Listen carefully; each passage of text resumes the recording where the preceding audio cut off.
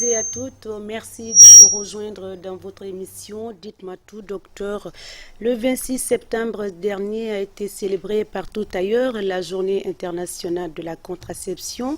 Beaucoup de questions ont été évoquées, mais nous nous intéresserons tout simplement comment éviter les grossesses précoces non désirées, mais également les maladies sexuellement transmissibles. Les détails, c'est avec notre invité du jour, docteur Martial Séraphin, gynécologue obstétricien au CHU Ignazine, qui va partager les 55 minutes de notre temps cet après-midi. Encore une fois, mesdames et messieurs, bienvenue dans ce premier numéro du mois d'octobre. Encore une fois, bonsoir docteur, merci d'avoir accepté notre invitation de répondre à nos questions et à celles des téléspectateurs qui sera la deuxième manche de l'émission. Le numéro va s'afficher au bas de l'écran, le 622 58 90 73. En attendant qu'on vous cède l'antenne, nous allons nous entretenir avec notre invité du jour, docteur Séraphin. Nous revenons à vous juste après ceci. Bonsoir.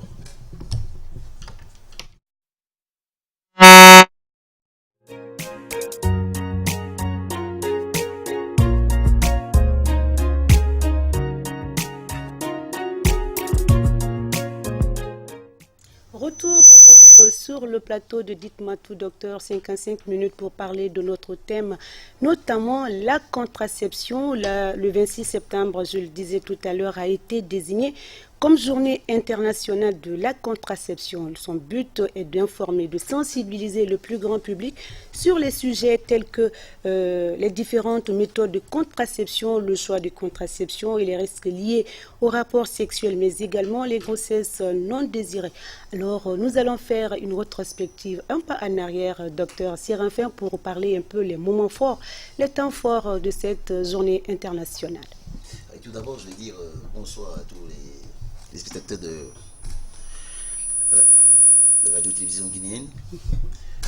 En effet, la journée mondiale de la contraception est célébrée depuis 2007 et met l'accent sur l'information des usagers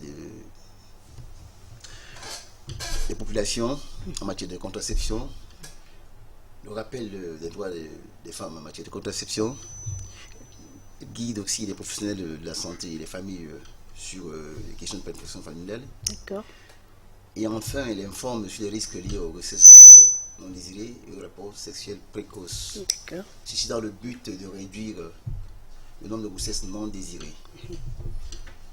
Alors, Pour cette année, le thème principal était l'information des jeunes de 15 à 24 ans sur les méthodes contraceptives et sur les risques liés aux grossesses non désirées. d'accord. Bon, il est quand même important de rappeler que les moins de 25 ans constituent à peu près pratiquement 80% de la population mondiale. Et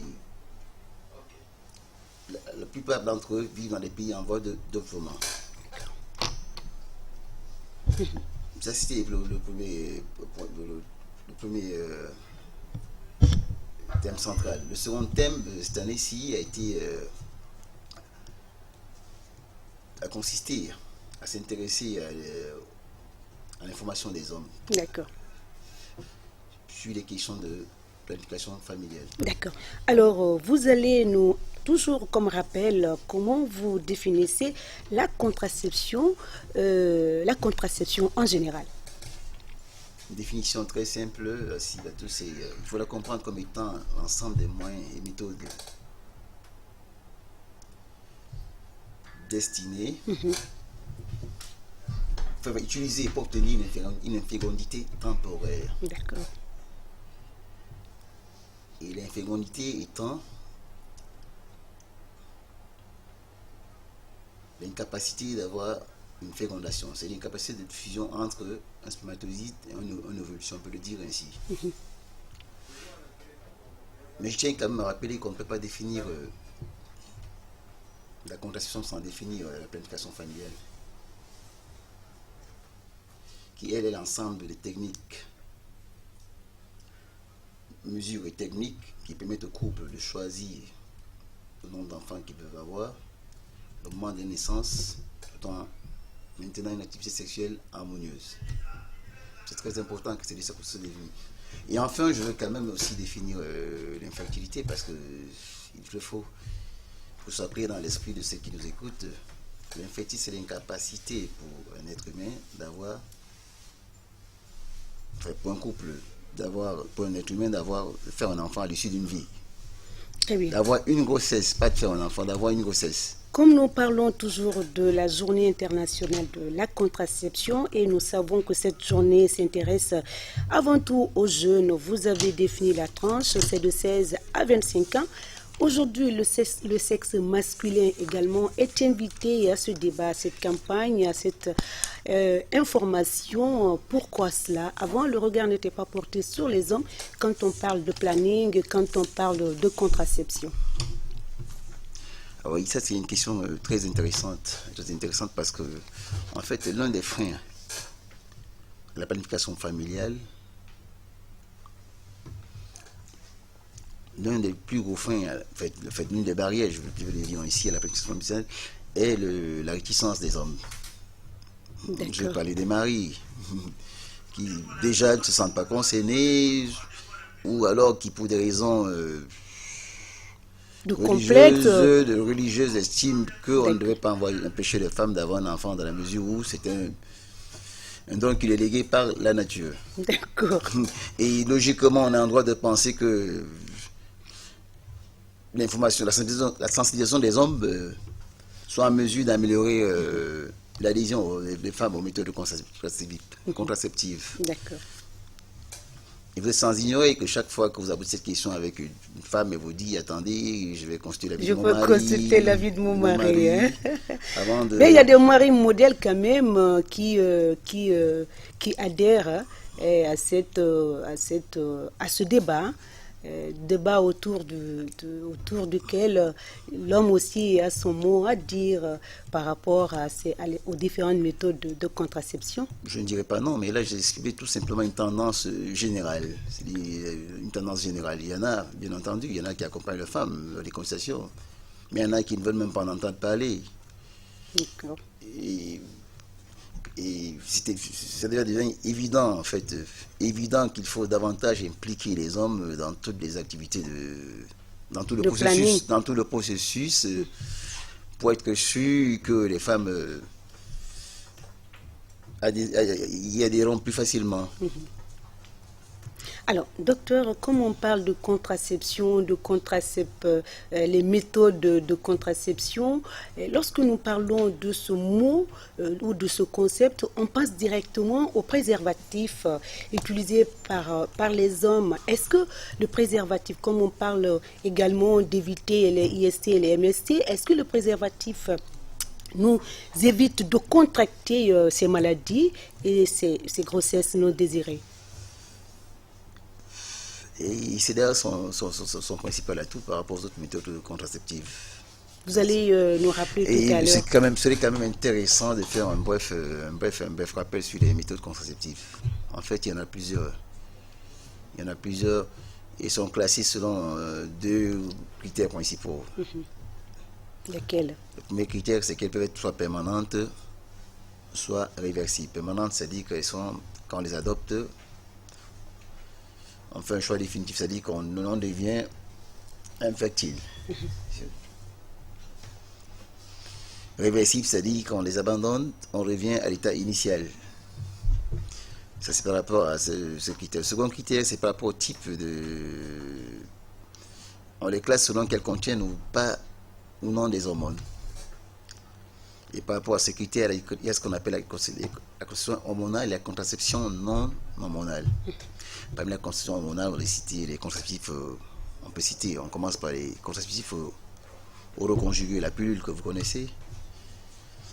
C'est vrai qu'il y a des pilules qui contiennent aussi des préservatifs simples, on va essayer d'être bref. Voilà, pour que les téléspectateurs comprennent. On va dire des choses simples aux femmes, il y a la pilule, il y a les petites baguettes qu'on appelle les implants subcutanés qu'on met sur la peau, il y a les contraceptifs injectables, il y a des patchs qu'on colle aussi sur la peau qui contiennent des hormones, il y a les zones vaginaux qui contiennent des hormones. Les patchs, quand on se lave avec, ça n'a pas d'effet négatif, par exemple, les patchs dont vous parlez comme ça? Non, on va les mettre à un endroit tout en évitant que l'eau ne les touche. Ok. Donc, je parlais des hormonaux. Il y a les stérilets, qui est une petite tige qu'on met dans l'utérus. Il y a les stérilets qui contiennent des hormones. Ça, c'est pour les hormonaux. Parmi les hormonaux, il y a le stérilet au cuivre qui, lui, détruit les spermatozoïdes. Il les empêche d'entrer en contact avec l'ovule. Il y a ce qu'on appelle les barrières. Les barrières qu'on connaît, On les appelle les barrières. Parce que ça empêche le spermatozoïde d'entrer en contact avec... C'est un appareil ou c'est un... Non, mais c'est le préservatif tout simplement, par exemple, qui est une barrière. Il y en a aussi chez les femmes, le préservatif féminin, qui lui aussi est une barrière. On place ça comment? Bon, nous n'avons pas d'image d'illustration. Malheureusement, on n'a pas d'image d'illustration, mais vous allez nous expliquer afin que certaines femmes comprennent comment place-t-on ces barrières-là, les préservatifs féminins. On les place au fond du vagin. D'accord. Ça fait que le sperme de l'homme n'entre pas en contact avec le corps de la femme. Il reste dans le préservatif. Okay. Il y a des anneaux et des capes cervicales qu'on pose sur le col pour empêcher les spermatozoïdes de migrer dans l'utérus. Tout ça, c'est les barrières. Il y a aussi ce qu'on appelle les spermicides, qui sont des agents chimiques qui détruisent les spermatozoïdes. J'en ai fini avec les barrières. Je vous avais parlé des méthodes permanentes. Elles possèdent plutôt de la chirurgie. C'est par exemple la ligature des trompes. C'est la vasectomie chez les hommes. Ben, ça, les nouveaux mots. Vasectomie chez les hommes, c'est plutôt... Pour le dire en termes simples, c'est une opération chirurgicale qui consiste à empêcher l'homme d'avoir des enfants. Non, les spermatozoïdes de passer dans le sperme. Ok. Donc, on opère l'homme de façon à ce que dans son sperme, il n'y a plus de spermatozoïdes. C'est-à-dire que le canal qui produit ça, qui amène les spermatozoïdes dans le sperme, est fait déligaturer. Donc, il a un sperme sans spermatozoïdes. Bon, je sais que pour nous les Africains, c'est quelque chose de terrible, mais en Europe, les gens choisissent facilement. Et ligature chez la femme, ça veut dire quoi? Ligature, pour le dire en test, ligature, en fait, nous on pratique ici une ligature section, c'est-à-dire qu'on coupe, c'est-à-dire qu'on attache la trompe et puis on coupe. Il n'y a plus de continuité. La femme ne peut plus faire d'enfant. Exactement que comme si je coupais par exemple, si je coupais ce câble, si je le coupais, donc j'interromps la continuité. Bon, un peu plus faire d'enfants, c'est peut-être que un peu faire des enfants. C'est pas par la reversible. méthode naturelle.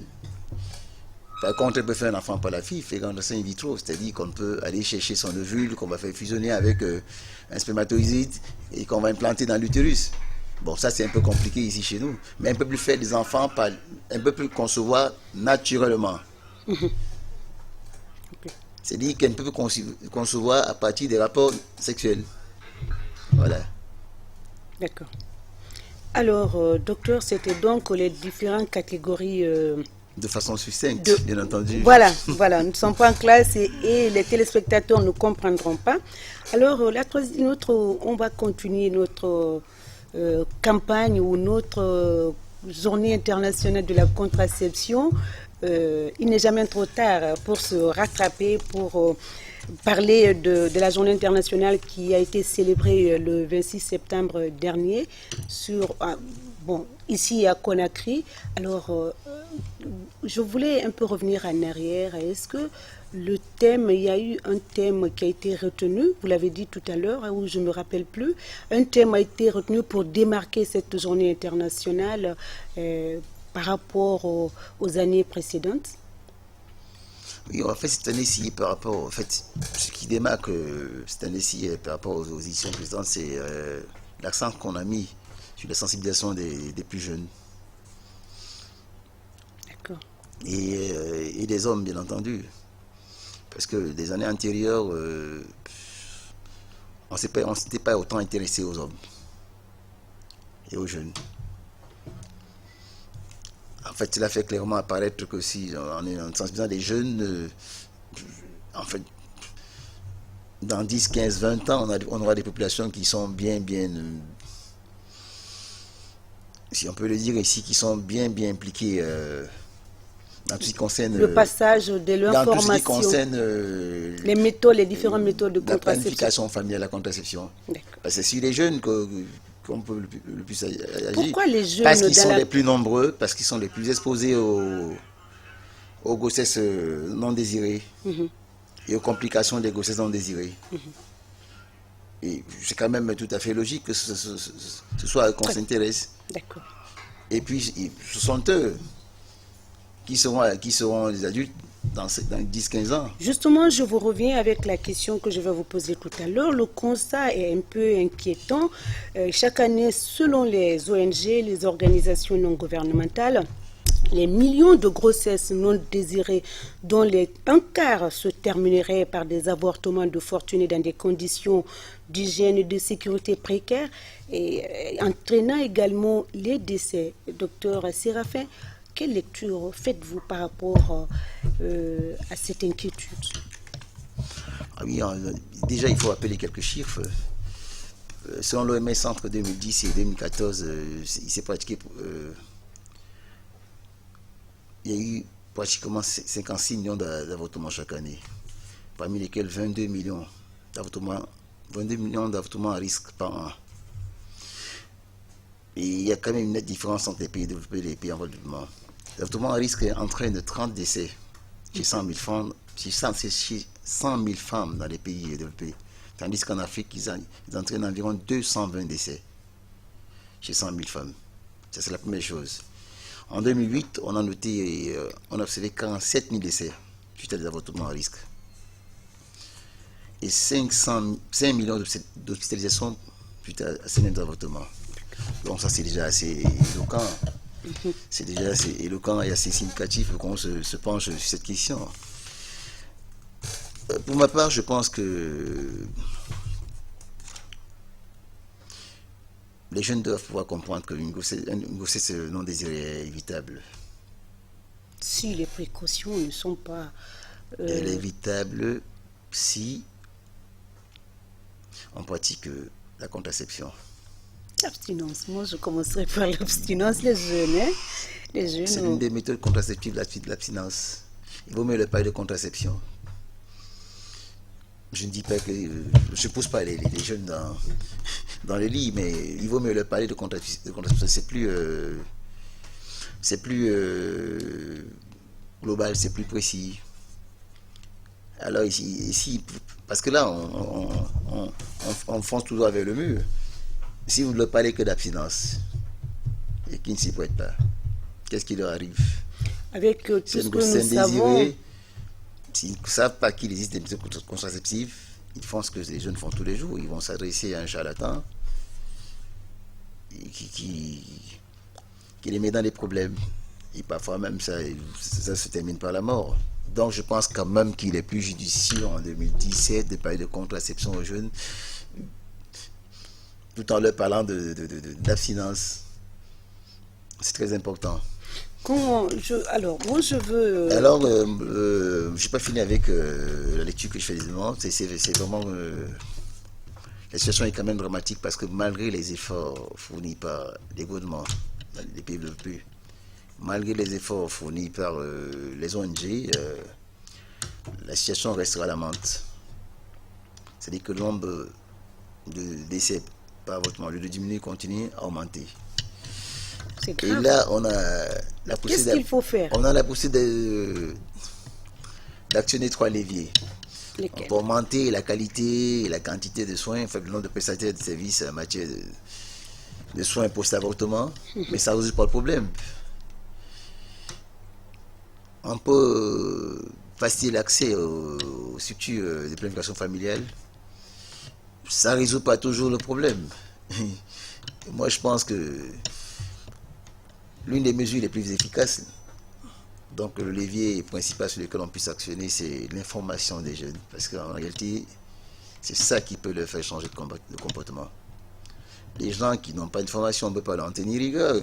Quand ils vous disent que moi, je ne savais pas que la pluie dans l'humain existe, par exemple. Moi, voilà.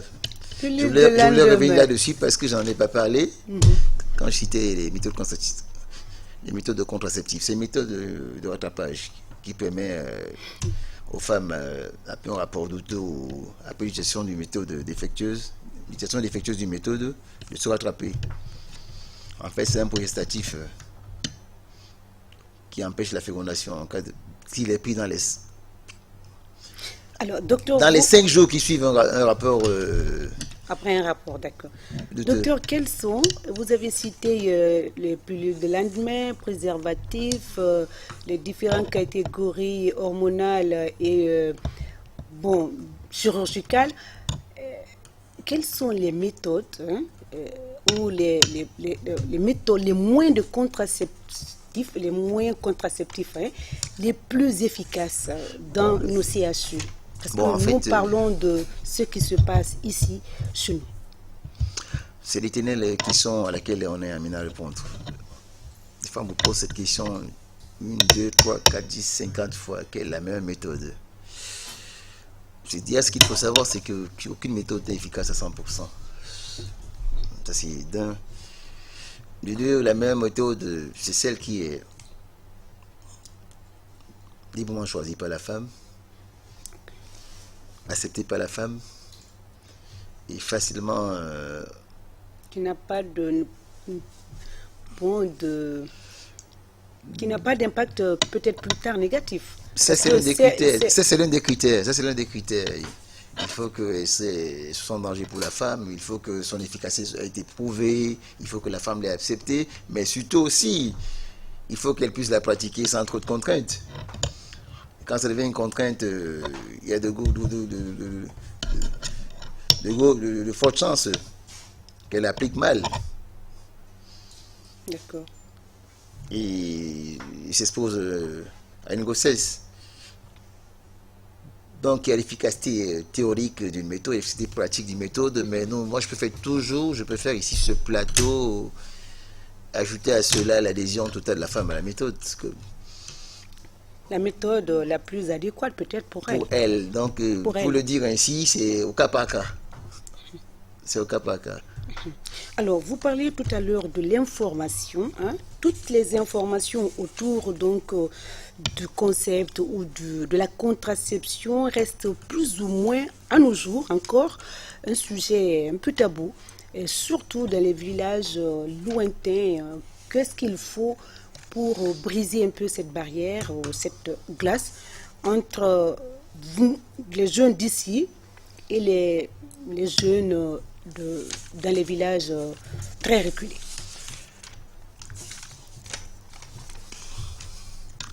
Je vais répondre de la même manière que tout à l'heure. Il faut d'abord identifier qui intervient dans le processus. C'est vrai qu'on parle de jeunes, mais quel est leur environnement socio-culturel? Est-ce qu'ils sont allés à l'école? Quel type d'activité ils mènent? Est-ce que la religion a un impact sur leur choix en matière de santé? L'environnement, les parents également. L'environnement et les parents. Moi, je pense qu'il faut qu'on agisse à chacun de ces niveaux pour être sûr de pouvoir atteindre notre cible principale. Comment vous procédez à informer, à faire passer plus de messages à ce niveau-là? Si la question s'adresse au médecin, on vous dira exactement ce qu'on fait dans le cabinet de consultation. Or, je pense que c'est une question qui dépasse ce cadre de bureau. Ça dépasse le cadre du bureau. Ça dépasse le cadre du bureau. D'accord. Parce que je peux vous renvoyer la question. C'est là peut-être la réponse du berger à la bergère. Je vous dirais, par exemple, écoutez, votre tribune n'est plus large que la nôtre et que pour sensibiliser, c'est votre tribune qui est mieux indiquée. Mais justement, raison pour laquelle vous êtes là aujourd'hui. Pour s'adresser à 10 millions de personnes, votre tribune est plus indiquée. Par contre, dans mon cabinet de consultation, je m'adresse 10 personnes au passage. Voilà, peut-être 10 personnes par semaine, je ne sais pas, parfois moins. Parfois moins. Moi, je pense qu'il faut intervenir à tous les niveaux. C'est-à-dire que nous, en qualité de professionnels de la santé, on doit systématiquement parler de cela aux malades, qu'ils soient hommes ou femmes. Il faut qu'on leur parle des IST, on leur parle du VIH, qu'on leur parle des grossesses indésirées, leurs conséquences sur la santé de la mère, leurs conséquences sur la santé des enfants à venir, et puis même les implications psychosociales, parce qu'il y a trop de problèmes derrière cette histoire-là. quand on parle des grossesses indésirées, il faut parler d'avortement avec toutes leurs complications. Il faut parler des échecs de l'abandon scolaire. Il faut parler de la Et misère. souvent, c'est ce qui amène beaucoup de jeunes Il faut filles parler à abandonner du rejet des filles par les par les familles. parents, oui. Ce qui les pousse à aller dans les petits cabinets médicaux et se font tripoter par n'importe qui. Donc, une fois que c'est compris comme ça, on se rend compte que ce n'est pas qu'une affaire de médecin. Seulement, oui. Ah oui, ça dépasse le cadre d'un cabinet de consultation. C'est l'affaire de tout le monde. Bon, maintenant, est-ce que tout le monde peut, à son niveau, informer sur cette question? En fait, c'est la question à laquelle moi je vais essayer de répondre. Je dirais non, il faudrait quand même que les gens aient des informations précises et claires pour pouvoir sensibiliser. Parce que si vous ne pouvez pas lever les mythes, vous ne contribuez pas à informer les populations. Si vous ne pouvez pas dire aux gens, écoutez, ce n'est pas vrai, le stérilet ne donne pas le cancer du col. Et il faut également que les parents... La pilule ne rend pas stérile, son nom c'est stérilet, mais il ne rend pas stérile. Il faut que les parents aussi communiquent avec leur enfant, avec la jeune fille. J'en viens, et là ça devient un peu plus complexe. D'accord. C'est un peu plus complexe. Pour ce qui concerne les plus jeunes, je pense qu'on devrait, comme c'est le cas en Europe, introduire des programmes d'enseignement plus bas niveau, des programmes d'éducation sexuelle. Bon, je sais que ça va soulever un tollé parce que quelqu'un qui est un peu trop orthodoxe, quelqu'un qui est orthodoxe en matière religieuse va me dire, mais non, écoutez, je n'accepte pas qu'on parle de sexualité à mon enfant à l'école, ce n'est pas normal. C'est pas à vous de lui parler de ça, c'est mon enfant, moi l'école ne doit pas parler de ça. Aujourd'hui, avec les médias, ce que tu dis pas à ton enfant, lui-même va s'informer à partir des réseaux. Ça, c'est les réseaux, mais moi je préfère parler de nos médias à nous, les médias des pays en voie de développement. Il faut qu'on accorde un plus grand temps d'antenne à des émissions comme celle-ci. Ça, c'est déjà très important. Et qu'au cours des émissions comme celle-ci, qu'on invite des gens d'horizons différents, c'est-à-dire un médecin, je sais pas. Oui, dans nos langues aussi. Hein? J'en viens. D'horizons différents. Et qu'on essaie autant que possible de communiquer sur cette question en langue locale. Et puis, il y a un autre chiffre que je vais vous donner. Pratiquement 70% des populations, 70% de la population africaine essaie ni lire ni écrire. Alors, si vous voulez leur adresser un message précis sur cette question, je crois que l'idéal est évident. C'est de le faire en langue locale. Et une fois que vous le faites en langue locale, qu'est-ce que vous obtenez en plus de cela? Vous obtenez de l'adhésion de ceux qui vivent en milieu rural, parce qu'ils se sentent concernés quand on le parle dans leur langue. Et se sentant concernés, ils adhèrent plus facilement, et puis ils vous servent de relais.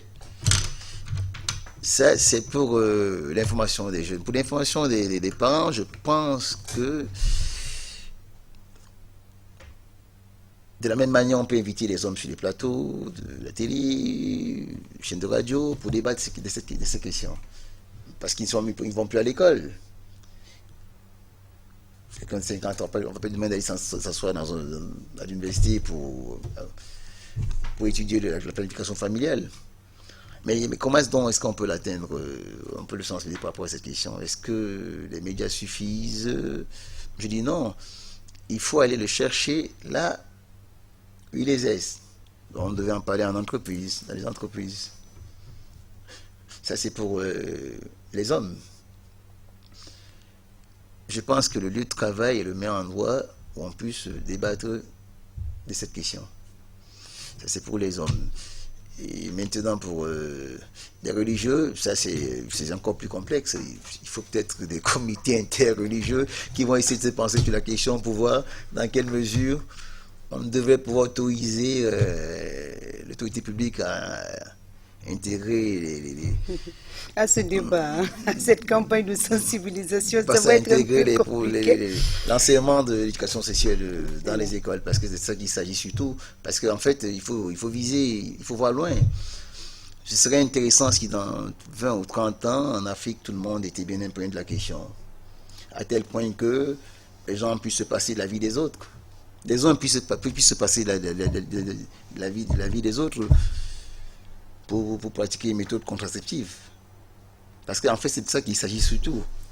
Les gens sont obligés de consulter la vie des autres. Mais qu'est-ce que tu en penses? On m'a dit que je pouvais prendre une piqûre qui me protège pendant 3 mois contre une grossesse indésirée. Ah, mais non, ne la prends pas. Ça rend stérile. Hein?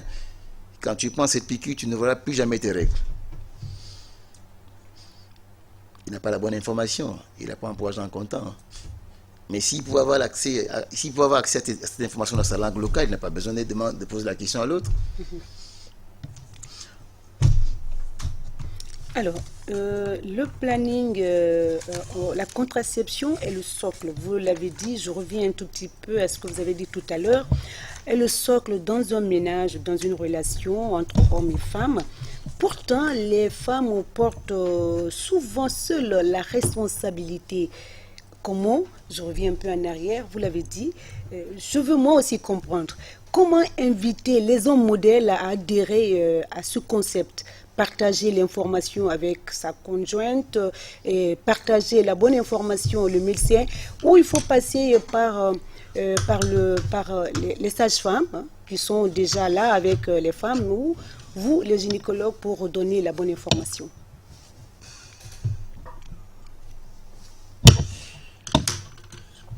La question est, je dirais, redoutable, parce qu'elle est vraiment... elle est difficile à cerner, en fait. Telle que vous l'avez formulée, elle est un peu difficile à cerner. Elle est un peu difficile à cerner. Bon, ici, on d'abord dit des choses telles qu'elles sont. On a fait très peu d'hommes accompagnent la femme chez le gynécologue. Voici gynécologue, quand les femmes viennent en consultation prénatale, elles viennent toutes seules. Parfois, elles viennent accoucher toutes seules. Ça, c'est déjà ça le problème. Donc, vous avez très peu d'occasions. Beaucoup, les hommes n'accompagnent pas leur femme à l'accouchement. De rencontrer le mari. Vous pouvez suivre une femme du début à la fin, jusqu'à l'accouchement, sans rencontrer le mari. Elles sont accompagnées par des vieilles, par des parents, des choses comme ça. Donc, il faut déjà que les hommes s'intéressent à la santé de la femme en les accompagnant à l'hôpital. C'est pas une fierté un tout petit peu pour l'homme quand tu es avec ta femme de temps en temps voir son médecin quand on est en état de grossesse? Est-ce que c'est pas une fierté pour l'homme?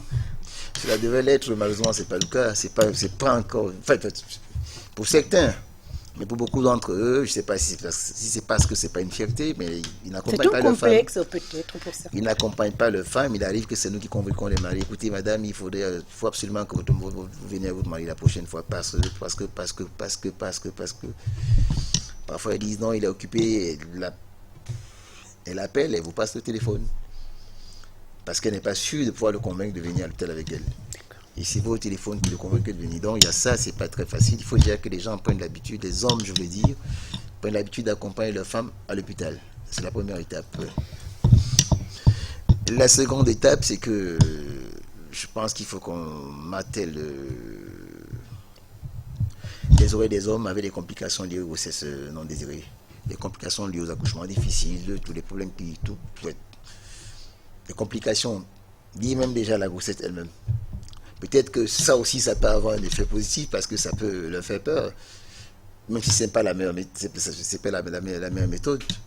On est quand même obligé de le dire. Moi, je pense que ce n'est pas pour leur faire peur, mais plutôt pour qu'ils adhèrent à ce concept, c'est-à-dire se faire accompagner par son mari. C'est un plaisir. Non, ça c'est déjà pour les amener à accompagner leur femme. Maintenant, il faut qu'on essaie de leur faire comprendre que la grossesse n'est pas un état normal. C'est la limite du normal et du pathologique. Et que toute grossesse, c'est une grossesse à risque. D'où pour eux, je dirais même l'obligation de s'intéresser de très près aux grossesses de leur femme. Et la meilleure manière de s'y intéresser, c'est de l'accompagner à l'hôpital. De temps à autre. Non, de l'accompagner autant que possible à l'hôpital. C'est très important. C'est très important. D'accompagner autant que possible à l'hôpital. C'est un appel que moi je lance personnellement. aux hommes, hein, aux hommes. Le médecin, docteur, vous dites ici dans cette émission que les hommes accompagnent très peu, hein, c'est très rare. Mais moi, je pense que, docteur, est-ce que vous pouvez un petit message, lancer un petit message aux hommes qui nous regardent, de fournir un peu d'effort quand même pour accompagner leurs femmes. Non, mais moi je leur dirais les choses très simples. Je leur dirais une chose très simple. C'est que c'est vrai que ce sont les femmes qui portent la grossesse, mais la grossesse c'est pour... Et c'est trop lourd. Voilà, c'est vrai que sont elles, mais le mari est... Alors, c'est lui le concerné au premier degré parce qu'elles portent leurs enfants. Bien sûr. Et parfois, elles en ont déjà fait. Elles sont leur épouse, elles sont la mère de leurs enfants. C'est pour ceux qui sont nés. Elles sont la mère de l'enfant à venir. Alors, oui. Et que de la santé de l'épouse dépend tout l'équilibre de la famille. Et par conséquent de la société. C'est-à-dire que dans une famille, la mère est malade, les enfants, une répercussion sur les enfants, une répercussion sur le mari, une répercussion sur la société. Alors, comprendre que la première condition du bonheur, je peux le dire ainsi, d'une famille, première condition, c'est la bonne santé de la mère. Mais qu'il n'est pas en bonne santé dans une famille, c'est la catastrophe. Et s'ils le comprennent ainsi, je suis sûr et certain qu'ils s'intéresseront davantage à la santé de la femme. Je ne peux parler que de la grossesse, c'est la santé de la femme de court. Parce qu'en fait... Alors, docteur Séraphin, on parle... Docteur Séraphin, on parle de planning familial. Hein? Est-ce que vous partagez l'idée selon laquelle l'homme ou la philosophie selon laquelle la femme doit faire autant d'enfants que le bon Dieu te donne? C'est la question s'adresse aux médecins, aux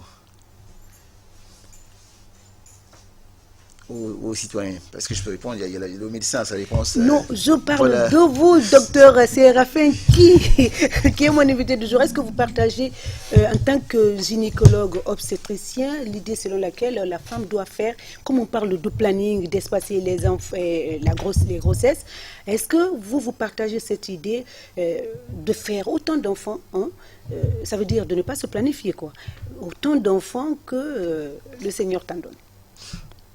Ma question est évidente, ma réponse est évidente, je veux dire, c'est déjà non, parce que l'espacement idéal de naissance est obligatoire. Parce que comme je l'ai dit tantôt, il y va de la santé de la mère, il y va de la santé de l'enfant qui est né ou qui va naître, il y va aussi de l'équipe de la famille. Donc la réponse est évidente, c'est non, c'est indispensable d'espacer les naissances. Ça, je pourrais toujours nuancer mon propos en disant, mais déjà que les grossesses sont à risque avant 18 ans, il y a peut-être en 5 ans, on ne peut pas faire autant d'enfants qu'on veut. On ne peut pas faire autant d'enfants qu'on veut, ce n'est pas possible. Déjà qu'il y a des situations, il y a des maladies qui sont incompatibles avec la grossesse, on ne peut pas faire autant d'enfants qu'on veut. Pour des raisons de santé, on peut arrêter de faire des enfants. Ça, je n'ai pas fini de répondre à la question. On ne peut pas faire des enfants autant que parce qu'il faut bien les envoyer à l'école. Alors, le numéro va s'afficher. Il faut les élever.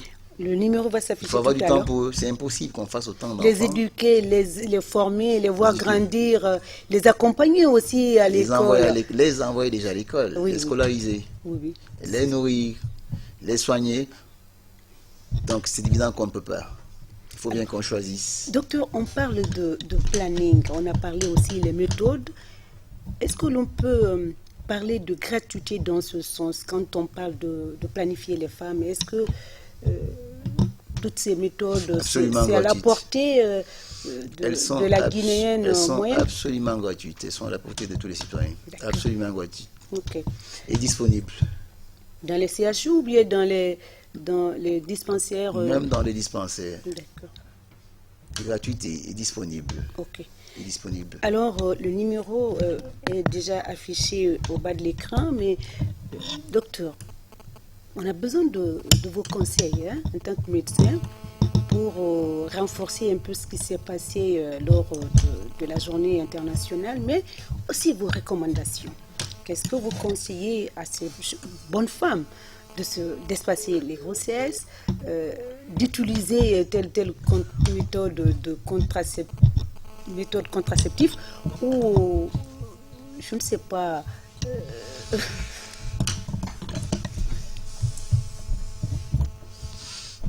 Alors, on va prendre d'abord, avant de reprendre la question, on va prendre d'abord ce premier appel. Allô? Allô, oui, bonjour, bonsoir messieurs.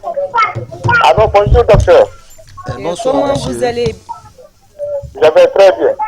Alors, comment vous vous appelez et d'où vous nous appelez? Je vous appelle de la carrière. Alors, vous avez une question pour notre invité? Je m'appelle Mamadou Diallo. Vous avez une question pour l'invité? Oui, j'ai une question. Allez-y, nous vous écoutons.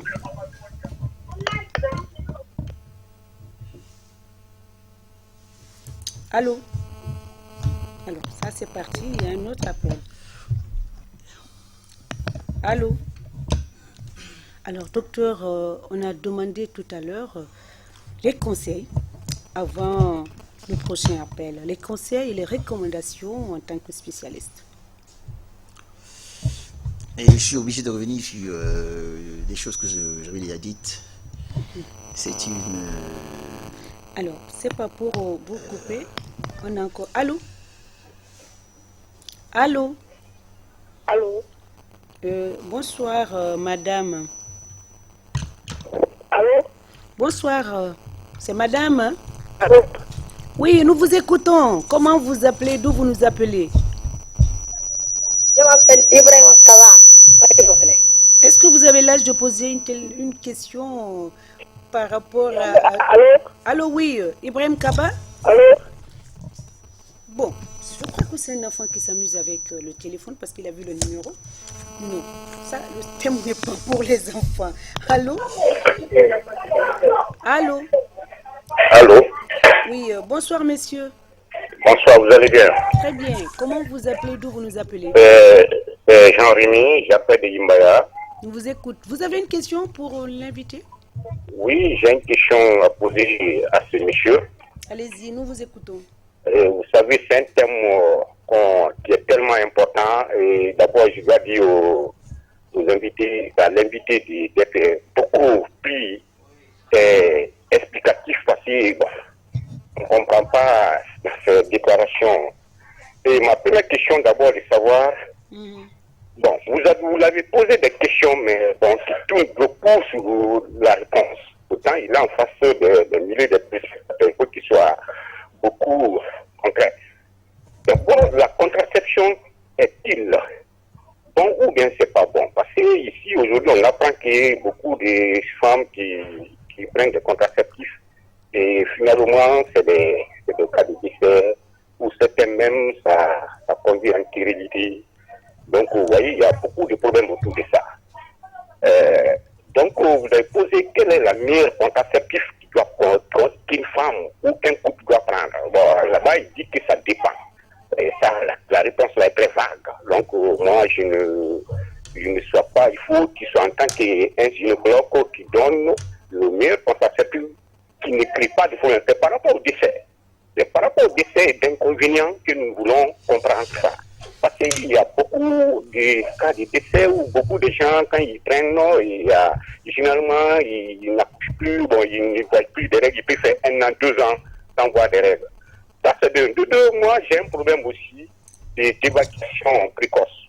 En tant que gynécologue, c'est pas qu'est-ce qu'il faut par rapport à ça, bon, même si j'ai fait un rapport avec ma femme aujourd'hui, bon, le lendemain, je vois quelque chose, ma cellule pour un peu mouillée.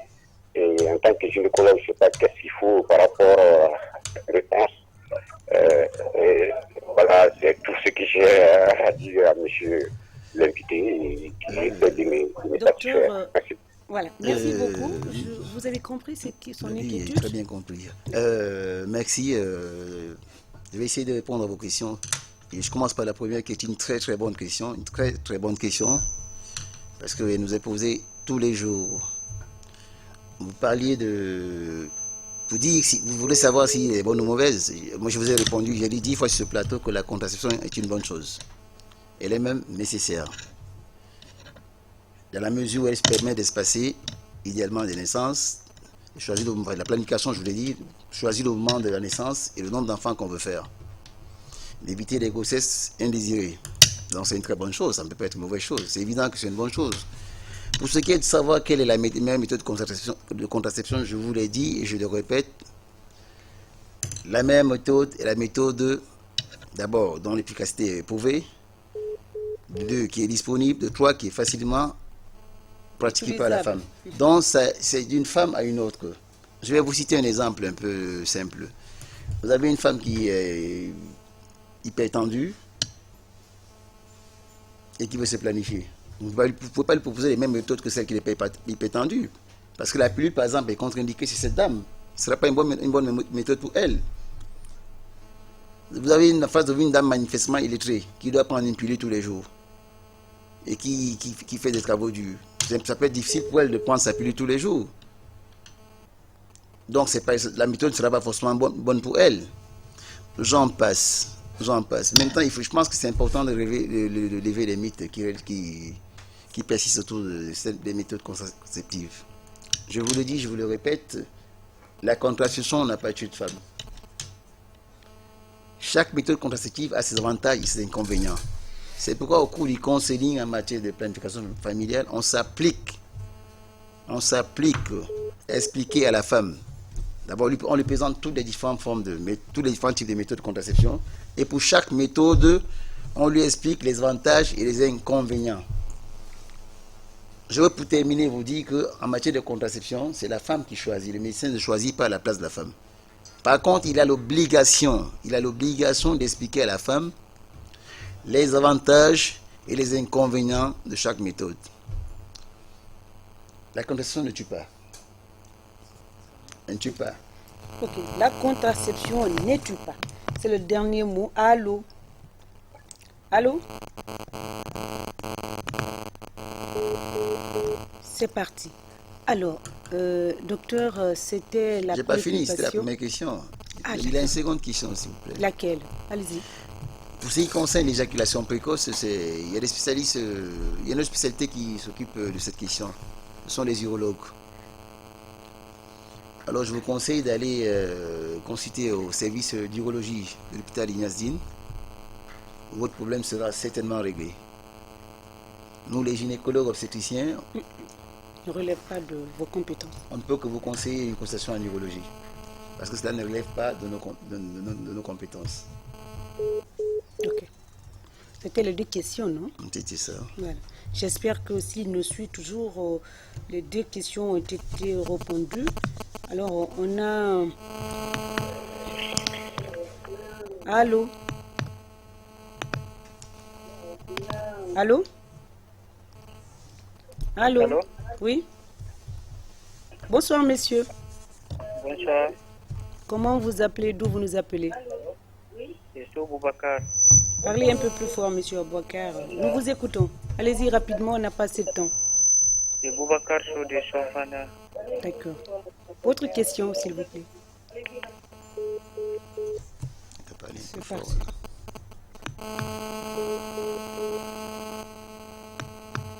Allô? C'est parti.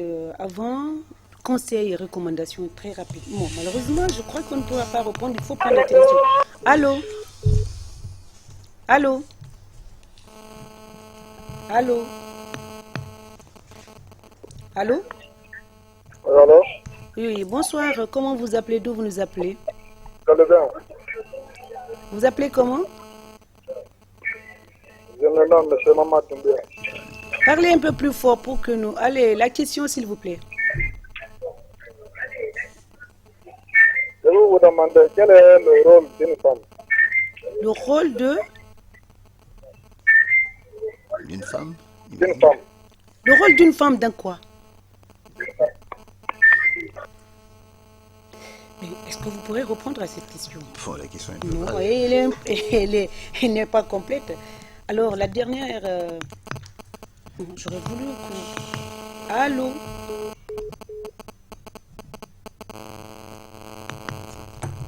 Allô? Oui, allô. Oui, bonsoir messieurs.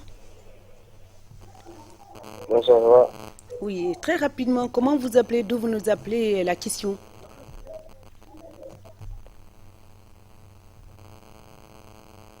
Allô? Ben, malheureusement, mes docteurs. Dommage, hein? Conseils et recommandations avant de nous quitter. Très rapidement, on n'a pas le temps. Non, Le mais téléphone sonne, mais il faut conseiller et puis faire des recommandations en tant que spécialiste. Oui, mais les conseils et les recommandations découlent logiquement de tout ce que nous venons de dire. C'est-à-dire qu'il faut... En bref, donc. Ça s'adresse à tous les niveaux. À tous les niveaux. C'est-à-dire qu'il y a des conseils, des recommandations qui s'adressent à l'administration, Aux autorités. aux autorités administratives, si on peut, voilà. Au ministre de la Santé. Ne maintenez pas rigueur, qui s'adresse aux autorités administratives. D'accord. Nous leur recommandons déjà de subventionner la formation. De vous créer plus d'opportunités. Non, de subventionner la formation des professionnels de la santé de façon globale D'accord. en matière de contraception. Parce que l'idéal serait que tout professionnel de la santé puisse parler de contraception à un usager. D'une pharmacie, d'un hôpital, d'un centre de santé. Il ne faut pas que ça reste une affaire de gynécologue. Ça, c'est déjà la première recommandation. La deuxième, il faut rendre disponible les consommables en contraception, jusque dans les coins les plus reculés. Je pense quand même que ça, c'est nécessaire. Hein? c'est fait avec beaucoup d'efficacité. C'est fait, je pense que ça, c'est comme ça a été fait. Ça, c'est ce qui concerne l'administration, bien entendu. Troisièmement, il faudrait peut-être revoir la législation. Bon, ce que les gens ont fait en Europe. Ils ont rendu l'achat de la pilule gratuit, sans ordonnance. D'accord. Et ensuite, pour ce qui concerne les professionnels de la santé, il faut rendre systématique le conseiller en planification familiale. Quel que soit le type d'activité que vous menez. Vous êtes gynécologue, vous adressez aux femmes. Si vous êtes non gynécologue, essayez d'en parler avec les hommes qui viennent à votre consultation ou les femmes qui vous recevez dans votre service. Aux populations de ne pas croire aux mythes qui tournent autour. Hein? Qui persistent autour de la contraception. Le stérilet tue, ça rend stérile, ça donne le cancer. Il faut donc consulter l'avis des professionnels de la santé qui vous donneront des informations précises et claires sur chaque méthode de contraception. Ne pas voir le voisin de quartier, la tante qui va vous raconter ce qu'elle pense. Non, mais c'est faux. Moi, ça me va et peut-être que ça tira aussi. J'insiste là-dessus. Et puis c'est dangereux. C'est dangereux parce que les gens vont tout droit dans un mur. Ils ont un risque évident de complications. Les femmes qui ont des risques évidents de complications, c'est contracter une grossesse, qui ne sont pas planifiées, contre la grossesse et elle en meurt. Ça, je pense que c'est quelque chose de grave. Très grave. C'est extrêmement grave. Ben, c'était ça, docteur, les conseils et recommandations. J'espère que le message est perçu. Et je rappelle, chers téléspectateurs, moi j'aurais voulu prendre cet appel, mais bon, on est pris par le temps. Hein? La régie me met la pression qu'on est pris par le temps. Et on peut prendre cet appel? Allô? Allô? Bon, malheureusement, on ne peut pas prendre. Chers téléspectateurs, donc, je rappelle que nous avons partagé les 55 minutes avec notre invité, en l'occurrence, docteur Martial Séraphin, gynécologue obstétricien au CHU Yazine, qui était avec nous ce matin pour faire un rappel sur la journée internationale de la contraception qui a été célébrée le 26 septembre dernier. J'espère que le message est bien passé. On se retrouve la semaine prochaine. On va parler la semaine prochaine sur la journée internationale de la ménopause. J'espère avoir un invité de taille sur ce plateau pour parler un peu la problématique de ce thème alléchant et très croustillant. Je remercie au passage l'équipe qui m'accompagne tous les dimanches pour la réalisation de ce... Et mon caméraman du jour, Robert Bangoura, est là pour nous accompagner tous les dimanches. Un grand merci à lui. Et merci également à tous qui nous suivent d'ici et d'ailleurs. On se retrouve la semaine prochaine, si Dieu le veut bien. Prenez soin de vous, de votre environnement, de votre alimentation. Surtout gardez le sourire. Encore une fois, mesdames et messieurs, à la semaine prochaine.